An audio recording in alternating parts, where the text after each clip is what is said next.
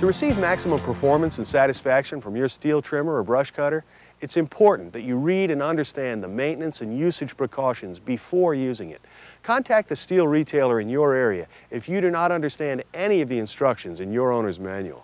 Today, I'm going to show you the proper way to start your Stihl trimmer. However, different models may function differently, so be sure to read your model's operating manual completely. First things first, make sure you're wearing the proper protective equipment, as shown in your owner's manual. For example, be sure you're wearing long pants, work shoes, gloves, and eye protection.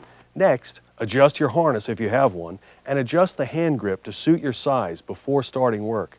The machine should be properly balanced as specified in your owner's manual for proper control and less fatigue in operation. Always check your unit for proper condition and operation before starting. Check the fuel level, and make sure the fuel cap is not damaged and that it's tight and not leaking. Check the throttle trigger interlock, stop switch, cutting tool with approved deflector, and harness. The throttle trigger must move freely and always spring back to the idle position. The cutting tool must be properly tightened and in safe operating condition.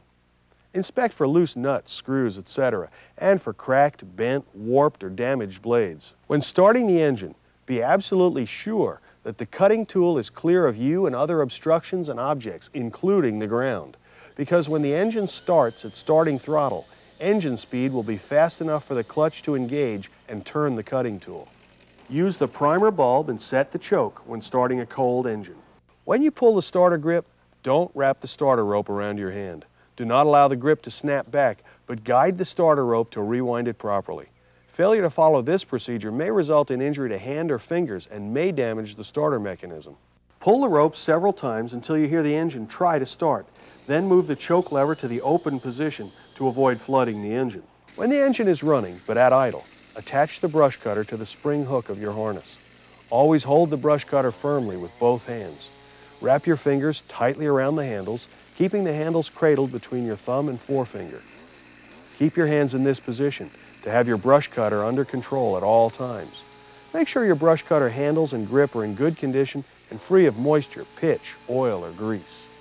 Following these simple steps will help you get off to the right start.